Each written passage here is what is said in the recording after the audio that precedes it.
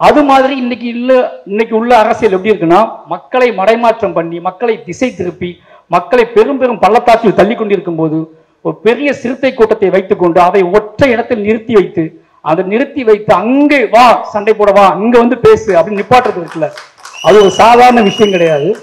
பெரியேறும் பெருமாளுக்காக முதல் விருது எனக்கு கொடுக்குறாங்க. சிகரம் விருது, சிறந்த இயக்குனருக்கான விருது. என் வாழ்க்கையில முதல் விருது. அந்த மேடையில் நான் ஏறுறேன். இந்த மேடைக்கு முன்னாடி என் குடும்பம் சார்ந்தவர்களோ என் நண்பர்கள் சார்ந்தவர்களோ யாருமே இல்லை.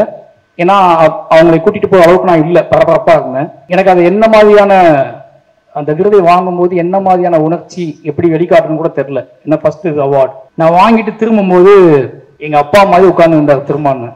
மனம் உடைப்பட்டு ஒரு இந்த காட்சியை நம்மளால வெளியே கொண்டு வர முடியுமா, சென்சார் அலோவ் பண்ணுவாங்களா, இல்லை இந்த காட்சி வெளியே வந்தா நம்மளை என்ன மாதிரி பார்ப்பாங்க, என்ன மாதிரியான விமர்சனங்கள் நம்ம மேல வரும், அப்படி எல்லாத்தையும் யோசிச்சு டிஸ்டர்பன்ஸ் ஆகும்போது நான் பண்ற ஒரே வேலை அண்ணன் திருமாவோட வீடியோக்கள்லாம் போய் பார்ப்பேன். அடுத்த தலைமுறைக்கு கடத்த வேண்டிய நிதானம், நீ எவ்வளவு ஆத்திரப்பட்டிருந்தாலும் சரி, ஒரு வரலாற்றின் வழியை வெளிப்படுத்துவதற்காக எவ்வளவு பாய்ச்சலோடு எதிரிகளோடு சமர் புரிந்தாலும் சரி, இதன் மூலமாக அடுத்த சந்ததியினருக்கு கடத்த வேண்டிய நிதானத்தையும் ஜனநாயகத்தையும் அதை மைண்ட்ல வச்சுதான் அவரோட பேச்சு இருக்கும். இந்தியாவெங்கும் சூறாவளி போல பெருமை அரசியல், அதாவது ஒவ்வொரு தனி மனிதனையும் ஒவ்வொரு தனி சாதிகளையும் மிக அவனுக்குள்ள இருக்கிற சாதி வெறியும் அவனுக்கு எதுவுமே கிடைக்காது, ஆனா அவனுக்கு ஈஸியா கொடுக்க முடியுது, பெருமையை தான் கொடுக்க முடியும். அந்த பெருமையை கொடுப்பது மூலமாக ஒவ்வொரு மனிதனையும் தனித்தனியா பிரிப்பதற்கான வேலைகள் நடந்துட்டு இருக்கும் போது இப்படியான காத்திரமான அரசியலை முன்னெடுத்து நகரக்கூடிய கலைஞர்களை மேடையேற்றுவதும் அவர்களுக்கு தகுந்த மரியாதை கொடுப்பதும் அவர்களின் பின்னால் நாங்கள் இருக்கிறோம் அப்படிங்கிற பெரிய நம்பிக்கை கொடுப்பதும் சாதாரண விஷயம் கிடையாது. அப்படியாப்பட்ட நம்பிக்கையின் அடிப்படையில் தான் ஒவ்வொரு கலைஞனும் நாம் சறுக்கும் போது நம்மை இறுக்கி பிடிப்பதற்கான கைகள் பத்திரமாக இருக்கிறதுங்க நம்பிக்கையில தான் ஒவ்வொருத்தரும் ஓடிக்கிட்டு இருக்கோம். எல்லோருக்கும் வணக்கம். நேரம் ஆயிடுச்சு. ரொம்ப மகிழ்ச்சியா இருக்கு. முதல்ல ஒரு விஷயத்தை சொல்லிக்கிறேன். தோழர் யாழநாதி அவர்கள் சொன்னாரு, மாமன்னன் திரைப்படத்துக்கு இது முதல் விருதுன்னு சொல்லி. மாமன்னன் படம் ரிலீஸ் ஆன ஃபர்ஸ்ட் ஷோ முடியும் போதே அதுக்கான விருதுகள் தந்துட்டாங்க. ஆனால் அதை விட முக்கியமான விஷயம் என்ன அப்படின்னா, எனக்கு நல்லா ஞாபகம் இருக்கு, ஒரு முக்கியமான விஷயத்தை நான் சொல்லணும். பெரியேறும் பெருமாள் ரிலீஸ் ஆகிருந்துச்சு. படம் மக்களால் கொண்டாடப்பட்டு இருக்கு. பெரியேறும் பெருமாளுக்காக முதல் விருது எனக்கு கொடுக்குறாங்க. நியூஸ் 18ல சிகரம் விருது, சிறந்த இயக்குனருக்கான விருது. என் வாழ்க்கையில முதல் விருது. அந்த மேடையில் நான் ஏறுறேன். இந்த மேடைக்கு முன்னாடி என் குடும்பம் சார்ந்தவர்களோ என் நண்பர்கள் சார்ந்தவர்களோ யாருமே இல்லை. ஏன்னா அவங்களை கூட்டிட்டு போகிற அளவுக்கு நான் இல்லை, பரபரப்பா இருந்தேன். அந்த விருது எனக்கு ஃபர்ஸ்ட் டைம் அந்த விருதை வாங்குறேன். பாரதி ராஜா சார் கொடுக்குறாரு. எனக்கு அது என்ன மாதிரியான அந்த விருதை வாங்கும்போது என்ன மாதிரியான உணர்ச்சி எப்படி வெளிக்காட்டுன்னு கூட தெரியல. என்ன ஃபர்ஸ்ட் அவார்டு நான் வாங்கிட்டு திரும்பும்போது எங்க அப்பா மாதிரி உட்கார்ந்து இருந்தார் திரும்பான்னு. எல்லா சீன் எழுதும் போதும் அந்த சீன் படமாக்குவதுக்கு முந்தின நாள் நான் என்ன பண்ணுவேன் அப்படின்னா, அது மட்டும் இல்லை, எப்பெல்லாம் என்னோட மனம் உடைப்பட்டு ஒரு இந்த காட்சியை நம்மளால வெளியே கொண்டு வர முடியுமா, சென்சார் அலோவ் பண்ணுவாங்களா, இல்லை இந்த காட்சி வெளியே வந்தா நம்மளை என்ன மாதிரி பார்ப்பாங்க, என்ன மாதிரியான விமர்சனங்கள் நம்ம மேல வரும், அப்படி எல்லாத்தையும் யோசிச்சு டிஸ்டர்பன்ஸ் ஆகும்போது நான் பண்ற ஒரே வேலை அண்ணன் திருமாவோட வீடியோக்கள்லாம் போய் பார்ப்பேன். என்ன அப்படின்னா, அந்த வீடியோக்குள்ள எங்கிட்ட இருக்க ஆத்திரத்தை விட அதிகமான ஒரு ஆத்திரம் இருக்கும், அதிகமான ஒரு ஆவேசம் இருக்கும், அதிகமான ஒரு பாய்ச்சல் இருக்கும். ஆனா என்னன்னா, நிதானம் முக்கியமா இருக்கும். அதுல அடுத்த தலைமுறைக்கு கடத்த வேண்டிய நிதானம், நீ எவ்வளவு ஆத்திரப்பட்டிருந்தாலும் சரி, ஒரு வரலாற்றின் வழியை வெளிப்படுத்துவதற்காக நீ எவ்வளவு ஆத்திரத்தோடு போர் புரிஞ்சாலும் சரி, எவ்வளவு பாய்ச்சலோடு எதிரிகளோடு சமர் புரிந்தாலும் சரி, தான் இதன் மூலமாக அடுத்த சந்ததியினருக்கு கடத்த வேண்டிய நிதானத்தையும் ஜனநாயகத்தையும் அதை மைண்ட்ல வச்சுதான் அவரோட பேச்சு இருக்கும். நிறைய நாள் ஆச்சரியப்பட்டிருக்கேன். 1.5 மணி நேரம் பேசுவாங்க, ஆக்ரோஷமா இருக்கும் அந்த பேச்சு. அதனால ஒரு நூலிலை கூட ஒரு நூலிலே கூட நிதானம் தவறிய பேச்சு இருக்காது. இப்ப என்கிட்ட நிறைய பேர் சொல்லுவாங்க, நிறைய பேர் வருத்தப்பட்டுருவாங்க, நிறைய பேர் பேசுவாங்க, நீ ஏன் இன்னும் உனக்குள்ள ஏன் இவ்வளவு, நீ இன்னும் ஏன் வந்து பதட்டத்தோட இருக்கேன்னு கேட்பாங்க. அந்த நிதானத்தை கற்றுக்கொள்வதற்காக நான் முயற்சிக்கிட்டே இருக்கேன். நான் வந்து இன்னும் சொல்றேன், பெரிய பெருமாள்லயோ கர்ணன்லயோ மாமன்னன்லயோ நான் என்னோட கோபத்தை காட்டவே இல்லை. ஓகேங்களா? என்னோட கோபம்ங்கிறது அளவிட முடியாதது. என்னோட கோபத்தை திரைக்கதை வடிவமாக மாற்றவே முடியாது. திரைக்கதை வடிவம் ஜனநாயகமான ஒரு விஷயம். என்னோட கோபம் வந்து அதை முழு திரைக்கதையா மாற்றவே முடியாது. அதுக்கு சென்சார் போர்டு அலோவ் பண்ணாது. ஓகேவா? சென்சார் போர்டு நிஜத்தையே அலோவ் பண்ண மாட்டேங்குது, கோபத்தை எப்படி அலோவ் பண்ணும்? நான் இது வரைக்கும் பதிவு பண்ணது எல்லாமே என்னோட நிஜம், என்கிட்ட இருந்த ஒரு நிஜம், அவ்வளவுதான்.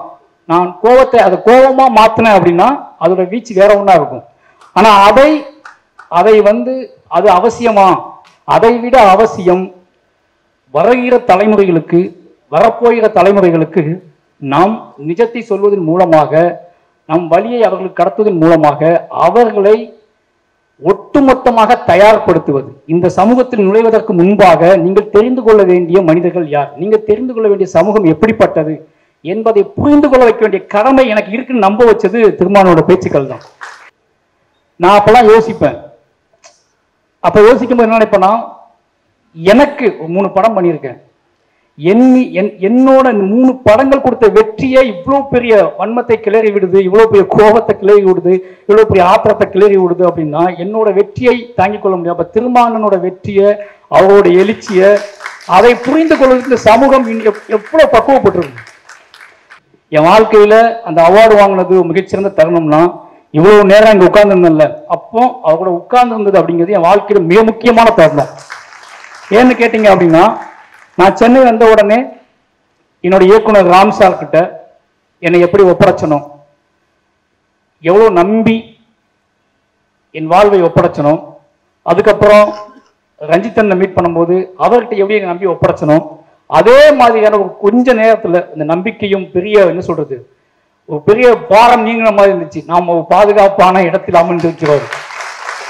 பாதுகாப்பு அப்படிங்கிறது பயத்தின் அடிப்படையில் உருவாக்கக்கூடிய பாதுகாப்பு இல்லை. என் ஆத்திரத்தை நான் கண்ட்ரோல் பண்ணிக்கிறது, என் ஆத்திரத்தை, என் கோபத்தை எனக்குள் எனக்குள் என்ன சொல்றது, ரொம்ப வலுக்கட்டாயமா திணிக்கப்படுகிற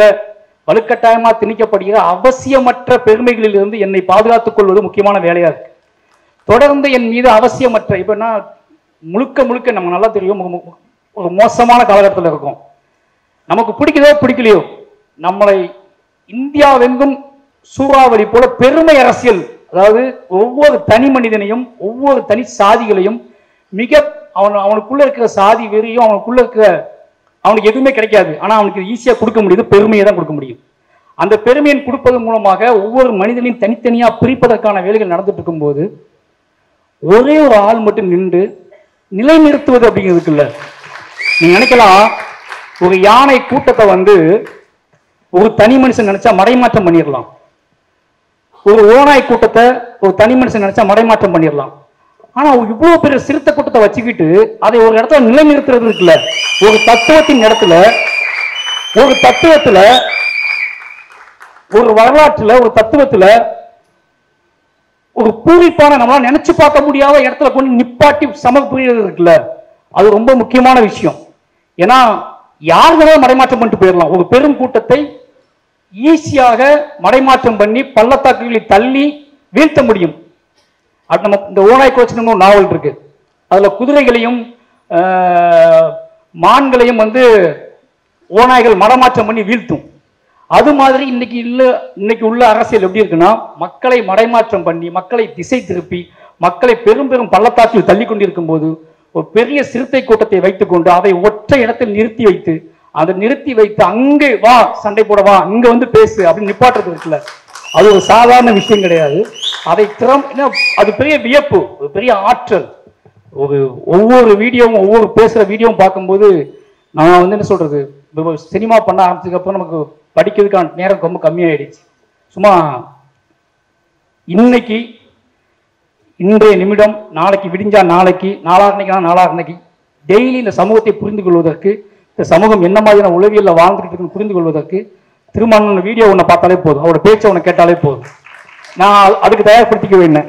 ஒரு வீடியோ நாளைக்கு ஒரு வீடியோ பார்த்துட்டோம்னா ஓகே ஒரு பெரிய நம்பிக்கை வந்துடும் நமக்கு. நாம் களமாடுவதற்கு நம் செல்கிற பாதை மிக சரியான பாதை தான் அப்படின்னு போவதற்கு ரொம்ப முக்கியமானதாக இருக்குன்னு நினைக்கிறேன். நான் ரொம்ப நம்பி வந்தது வந்து இன்னைக்கு வந்து ரொம்ப ஆசையாக இருந்தது வந்து நீ அண்ணனோட பேச்சை பக்கத்துலேருந்து கேட்க போகிறோம் அப்படிங்கிறது தான். ஏன்னா ஒரு தலைவன் அப்படிங்கிறது வந்து எல்லா பரபரப்புகளுக்காகவே தன்னை இயக்கிக்கிறதோ தன்னை தயார்படுத்திக்கிறதோ கிடையாது. தன்னை நோக்கி வரக்கூடிய அத்தனை அவதூறுகளையும் பரபரப்புகளையும் நிதானமா நின்று சமர்ப்புரிந்து அதை இன்னொரு தனது அடுத்த தலைமுறைக்கு சிந்தாம செதறாம அப்படியே கொடுக்கறது இருக்குல்ல, அதுதான் பெரிய நம்பிக்கை. அப்படி ஒரு நம்பிக்கையா இருக்கக்கூடிய திருமாவளவன் கையால அந்த விருதை வாங்குறது ரொம்ப மகிழ்ச்சி எனக்கு. அவர் சொன்னாரு தொண்டர்களை உருவாக்கக்கூடிய இயக்கம் அல்லது தலைவர்களை உருவாக்கக்கூடிய இயக்கம் சொல்லிட்டு, அது ஒற்றை வார்த்தை போதுமானது. அதை நான் உட்கார்ந்துக்கும் போதே நான் உணர்ந்தது.